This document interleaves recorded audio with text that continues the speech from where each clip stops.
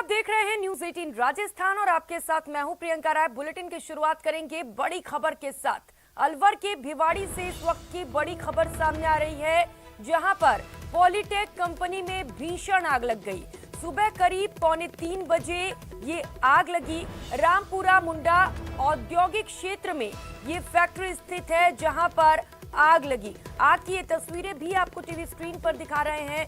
Plastic के master bench ये factory बनाती है, जहां पर सुबह करीब 2:45 बजे भीषण आग लग गई। तो आपको बता दें, कड़ी मशक्कत के बाद फायर ब्रिगेड की टीम ने आग पर काबू पाया। तो पूरे आगजनी में लाखों के सामान का नुकसान भी हुआ है। तो अलवर से ये भीषण आग की तस्वीरें हैं, आप देख सकते हैं किस तरीके से आग ने वहां पर तांडव मचाया। आपको बता दें कि कड़ी मशक्कत के बाद दमकल की टीम ने आग पर काबू पाया, लेकिन तब तक लाखों के सामान का नुकसान हो चुका था।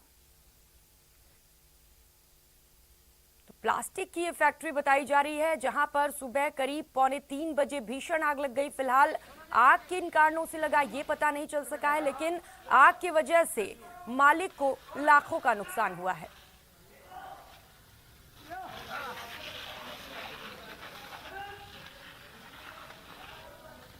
तो भीषण आगजनी हुई थी, जिसमें लाखों का नुकसान हुआ है।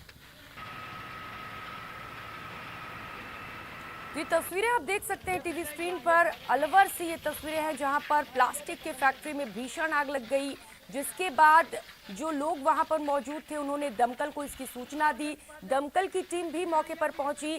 कई घंटों तक कड़ी मशक्कत की गई कि आग पर काबू पाया जाए। आप तस्वीरें देख सकते हैं किस तरीके से दमकल कर्मी आग बुझाने की कोशिश में जुटे थे, जिसके बाद कड़ी मशक्कत के बाद आग पर काबू पाया गया।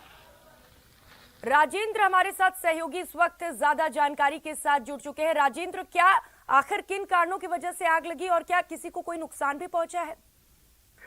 जी, आग के कारणों का अभी कुछ पता नहीं चल पाया है, लेकिन आज सुबह करीब 2:45 बजे के आसपास आग फैक्ट्री में लगी हुई दिखाई दी। उसके बाद गार्ड और जो कर्मचारी थे उनके द्वारा फैक्ट्री के मालिक को इस बारे में अवगत कराया गया और उनके द्वारा तुरंत ही आग की सूचना पुलिस कंट्रोल रूम पर दी गई और संबंधित थाना और दमकल को जो विभाग है वहां पर सूचना की गई। फायर ब्रिगेड कर्मियों को सूचना दी और करीब 15 से मिनट में ही फायर ब्रिगेड की जो गाड़ियां हैं वो मौके पे पहुंची और आग पर काबू पाने की मशक्कत शुरू की गई। लेकिन आग जो क्योंकि प्लास्टिक के सामान इस कंपनी में बनता है, सर पॉलिटेक कंपनी है जिसमें प्लास्टिक के जो मास्टर बैच हैं वो बनते हैं, इसलिए वहां पर जो मटेरियल था, कच्चा सामान जिसे रॉ मटेरियल बोलते हैं, वो भी इस तरीके का था जिसने आग एक बार पकड़ने के बाद उस पर बुझाना काफी मुश्किल होता है। इसलिए करीब 3 घंटे तक लगातार आग को पर काबू पाने की मशक्कत की गई, लेकिन तब तक पूरा जो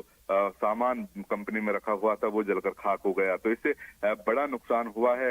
जो कंपनी के जो मालिक हैं उनसे हमारी बात हुई है, उनका कहना है कि पूरी तरीके से कंपनी में बर्बाद हो गई है, जलकर खाक हो गई है। अभी उसका आकलन किया जाएगा, तो नुकसान कितना हुआ है अभी उसकी सूचना कुछ देर बाद जब आकलन करने की तब पता लगेगा। लेकिन अभी तक कोई जनहानि की कोई सूचना नहीं है। लेकिन जिस तरीके से आग लगी है, कहीं न कहीं ज्यादातर मामलों में एक चीज सामने आती है, शॉर्ट सर्किट की वजह से आग लगी है। तो कहीं न कहीं यहाँ भी प्रारंभिक कारण उसे ही माना जा रहा है, लेकिन अभी विस्तृत जांच पुलिस और प्रशासन के द्वारा की जाएगी। राजेंद्र, चलिए, राहत की खबर है कि कोई जनहानि नहीं हुई, लेकिन राजेंद्र, जिस तरीके से फैक्ट्री में आग लगी है, क्या आसपास भी लोगों को कोई नुकसान पहुंचा है संपत्ति का? जी, कंपनी का जो एरिया है उसी में ये सामान और रखा हुआ था, स्टोर किया हुआ था, वहीं पर ये जो पूरी जो आग लगी है। लेकिन आसपास की कंपनियों में कोई नुकसान नहीं हुआ। एहतियात के तौर पे जैसे ही आग लगी थी, आसपास की कंपनियों के जो संचालक हैं उनको अलर्ट मोड पर कर दिया गया था और दमकल के द्वारा आसपास के इलाके से उस पर पानी का छिड़काव भी करवा दिया गया था, ताकि आग है वो दूसरी जगह पर नहीं पकड़ पाए। जी राजेंद्र, चलिए, यानी कि कुल मिलाकर दमकल की टीम का ये सराहनीय पहल रहा, जो समय पर पहुंची और आग पर काबू पाया। बहुत शुक्रिया आपका तमाम जानकारियों के लिए।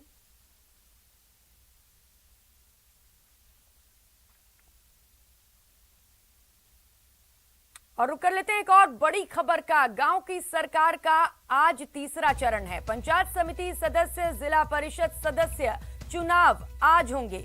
तो आपको बता दें, आज अलवर और धौलपुर में सुबह 8 बजे से मतदान किए जाएंगे, यानी वोटिंग की प्रक्रिया शुरू की जाएगी। 8 लाख वोटर्स अपने मत का प्रयोग करेंगे। तो वहीं 29 अक्टूबर को मतगणना की जाएगी। जिला मुख्यालयों पर ये कार्रवाई की जाएगी मतगणना की। तो 30 अक्टूबर को जिला प्रमुख और प्रधान का चुनाव किया जाना है।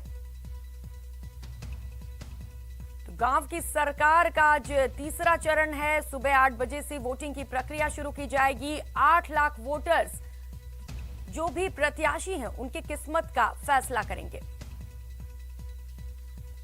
तो आपको बता दें, प्रदेश के अलवर और धौलपुर में पंचायत समिति सदस्य और जिला परिषद सदस्य के लिए तीसरे और अंतिम चरण के लिए आज मतदान होने हैं। तीसरे और अंतिम चरण में कुल मिलाकर 7,86,738 मतदाता अपने मताधिकार का इस्तेमाल करेंगे। वहीं इन चुनावों के लिए 1066 मतदान केंद्र भी स्थापित किए गए हैं। तीसरे और अंतिम चरण में 7 पंचायत समितियों के 167 वार्डों और उनसे संबंधित जिला परिषद निर्वाचन क्षेत्रों के लिए मतदान होगा। तो तीसरे चरण में 606 उम्मीदवारों के भाग्य का फैसला होगा। तीनों चरण के मतदान के बाद 29 अक्टूबर को जिला मुख्यालयों पर मतगणना की जाएगी।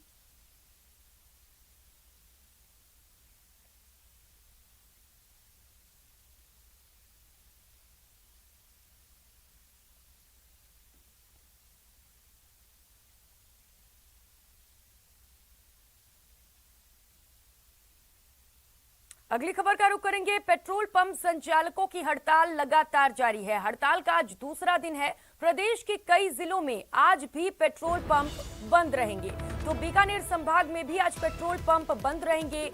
पंप संचालकों की ये अनिश्चितकालीन हड़ताल है। विभिन्न मांगों को लेकर जो कर्मचारी हैं वे हड़ताल पर हैं। 7 जिलों में पेट्रोल पंप संचालकों की हड़ताल लगातार जारी है। आज दूसरा दिन है। तो वहीं पेट्रोल पंप बंद होने से जनता खासा परेशान है। लोगों को दिक्कत हो रही है, पेट्रोल नहीं मिल पा रहा है। लेकिन अपने विभिन्न मुद्दों को लेकर, विभिन्न मांगों को लेकर जो पेट्रोल पंप संचालक हैं उनकी अनिश्चितकालीन हड़ताल जारी है।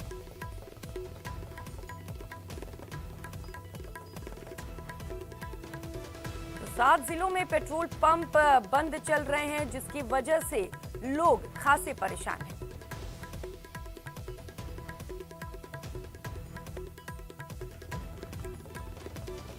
और रुक करेंगे एक और बड़ी खबर का। प्रधानमंत्री नरेंद्र मोदी ने आज कैबिनेट की अहम बैठक बुलाई है। शाम 4 बजे से बैठक का आयोजन किया जाना है। सुषमा स्वराज भवन में इस बैठक का आयोजन होगा। बैठक में कई अहम मुद्दों पर चर्चा संभव है। तो मंत्रालयों के कामकाज पर भी समीक्षा हो सकती है। इस बैठक में प्रशासन और नीति से जुड़े मुद्दों पर चर्चा भी संभव जताई जा रही है।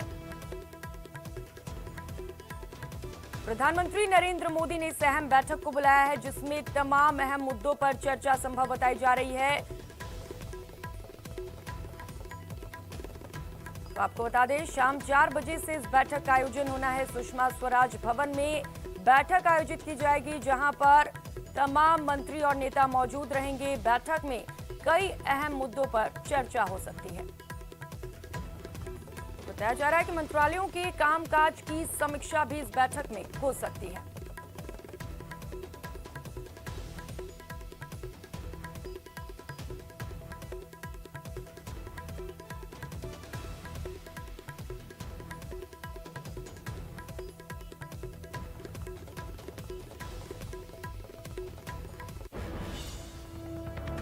और एक और बड़ी खबर का रुख कर लेते हैं। दिल्ली दौरे पर पीसीसी चीफ गोविंद सिंह डोटासरा आज कांग्रेस की बैठक में शामिल होंगे। कांग्रेस चेयरपर्सन सोनिया गांधी ने इस अहम बैठक को बुलाई है। एआईसीसी कार्यालय में बैठक का आयोजन होगा। जन जागरण अभियान पर इस बैठक में चर्चा की जाएगी। तो चुनाव समेत कई अहम मसलों पर भी चर्चा संभव है। कांग्रेस अंतरिम अध्यक्ष सोनिया गांधी ने इस बैठक को बुलाया है, जिसे लेकर गोविंद सिंह डोटासरा दिल्ली के दौरे पर रहेंगे। आज इस अहम बैठक का आयोजन होना है।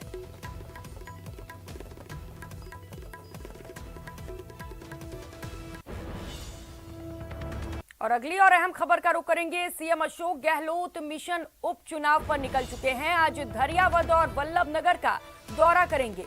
4 चुनावी जनसभाओं को भी मुख्यमंत्री अशोक गहलोत संबोधित करेंगे।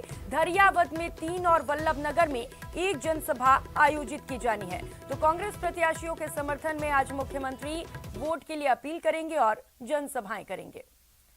तो चलिए आपको तमाम कार्यक्रम बता देते हैं कि आज मुख्यमंत्री के क्या कुछ कार्यक्रम हैं। तो मुख्यमंत्री सुबह 9 बजे हेलीकॉप्टर से जयपुर के लिए रवाना होंगे, जिसके बाद 10:30 बजे उदयपुर जिले के लसाडिया में जनसभा को संबोधित करेंगे। तो वहीं 12 बजे उदयपुर जिले के झल्लारा में भी एक जनसभा को संबोधित करेंगे, जबकि 1:30 बजे प्रतापगढ़ जिले के मुंगाना में एक जनसभा को संबोधित करेंगे। 3 बजे उदयपुर के कुरवाड़ में जनसभा में शामिल होंगे। तो वहीं शाम 5:30 बजे सीएम अशोक गहलोत वापस जयपुर पहुंच जाएंगे। तो ये तमाम कार्यक्रम है मुख्यमंत्री अशोक गहलोत के।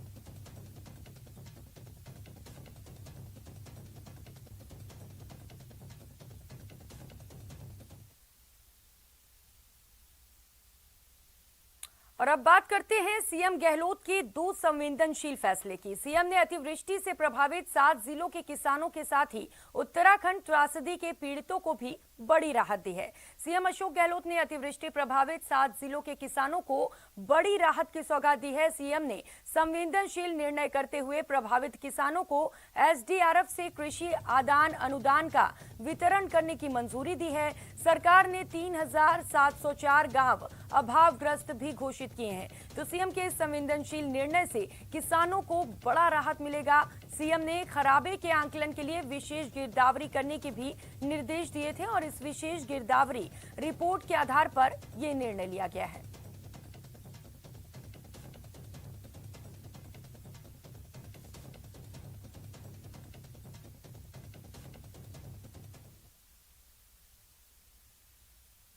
और अब बात वल्लभनगर की, जहां मीनारगढ़ में अनुसूचित जनजाति सामाजिक सम्मेलन का आयोजन हुआ।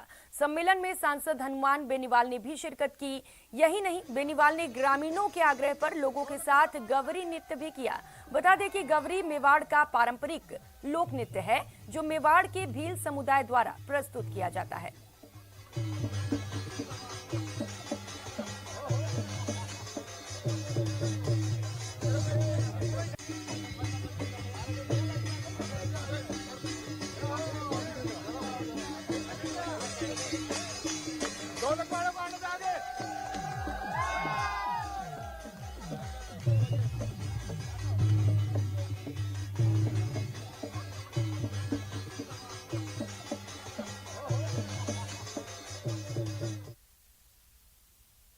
वक्त हो चला एक छोटे से ब्रेक का, लौटेंगे फौरन।